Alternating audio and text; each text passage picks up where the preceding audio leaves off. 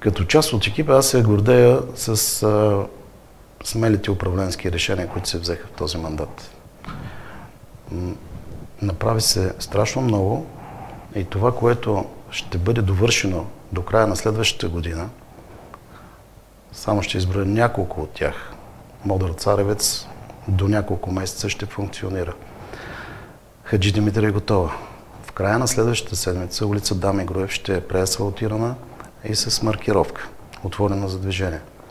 Предстои пускане в експлоатация на булевард Дунав и Брезовско шосе, където са останали 250 метра и заради археология се бави довършването му.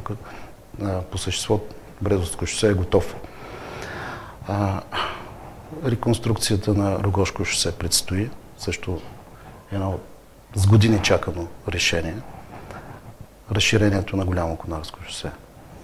Завършването на южния обходен колектор, където е по булевард Александър Стамболийски. Всичко това ще даде възможност на Пловдив да придобие съвсем различен облик, като прибавим и пробива под централната ЖП гара, който се изпълнява от НКЖ. Считам, че в края на следващата година трафика